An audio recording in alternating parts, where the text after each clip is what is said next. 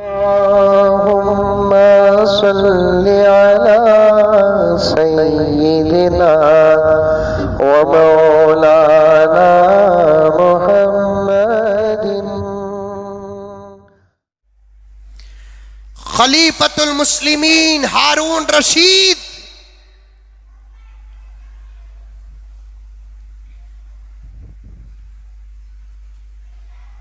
इत्तफाक के उनकी बीवी जो मिली, इतने बड़े बादशाह की जो बीवी मिली, वो भी अल्लाह की नेक बंदियों में से एक बंदी थी जिसका नाम हजरत जुबैदा।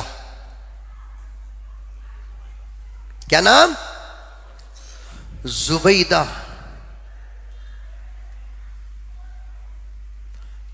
पूरे कुरान की हाफिजा।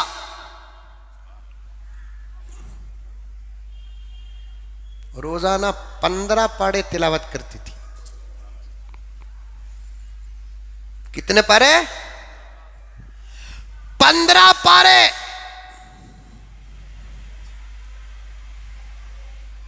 वो भी आज की नानी दादी की तिलावत का तरीका नहीं, वो हाफिजा है।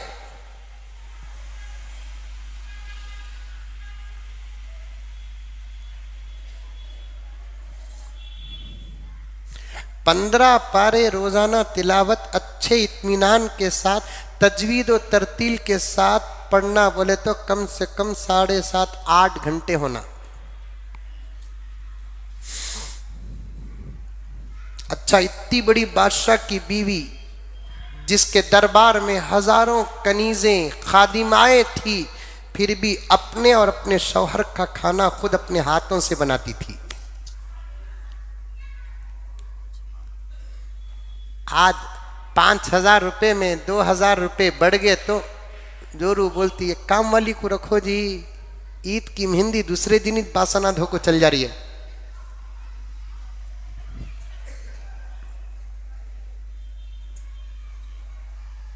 अपने अपने शौहर का खाना अपने हाथों से बनाती थी।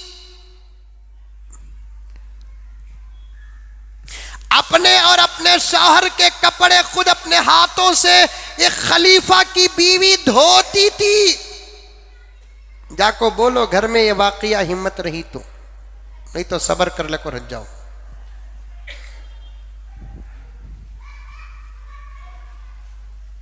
तहज्जुद गुजार थी। रोज रात में अपने शौहर को पूछती, जरूरत है?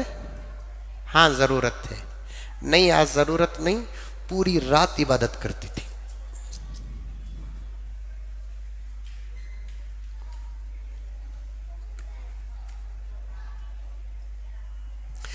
तीन 300 हाफिजात को, हाफिजीन मर्द हाफिजों को बोलते, हाफिजात औरतों को बोलते। 300 हाफिजात को अपने महल में सिर्फ इसलिए रखी थी कि 24 घंटे कुरान की तिलावत जारी हो। खुद ये भी पढ़ रही है, पढ़ा भी रही है।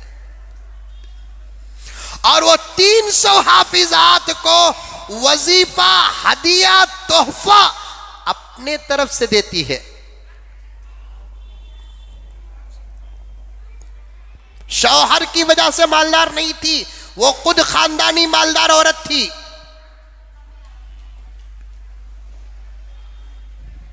तीन 300 हाफिजात महल के अंदर कुरान पढ़ते थे ना, आकर उनका काम खाना पीना, बावजू रहना, कुरान पढ़ना, बस उतना काम। वजीफा देती थी, हदिया देती थी। इराक से लेकर मक्के तक नहर बनाती है हजरत जुबैदा अपने सरफे खास से। वो भी एक लंबा वाकया है। वो भी जुबैदा के मेहर का पैसा था। वो जब खलीफे हारून रशीद निकाह का पैगाम पहुंचाए जुबैदा को, तो जुबैदा ने पूछा कि निकाह के लिए मैं तो तैयार हूं, लेकिन बताओ कि मेहर कितना। जैसे आज का नौजवान पूछता जोड़े को कितना। आज का का नौजवान जैसे पूछता है ना जोड़े को कितना, वैसे उस जमाने में और आज भी अरब में मेहर कितना पूछती है औरतें। खलीफा थे, बोले कि आप जितना बोलेंगी उतना। अच्छा एक काम करो, इराक से लेकर मक्के तक नहर बनाओ, वो नहर बना में जितना पैसा खर्च होगा वो मेरे महर होगा।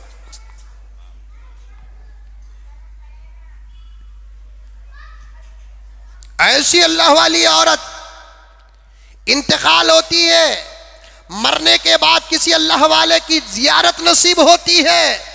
पूछा जाता है कि जुबैदा बताओ अल्लाह ताला ने तुम्हारे साथ क्या मामला किया। जुबैदा रहमतुल्लाहि अलैहा ने कहा, दरबारे इलाही में जब हाजिरी का शरफ मिला, अल्लाह ने पूछा जुबैदा क्या लाई हो, मैंने सब पेश कर दिया।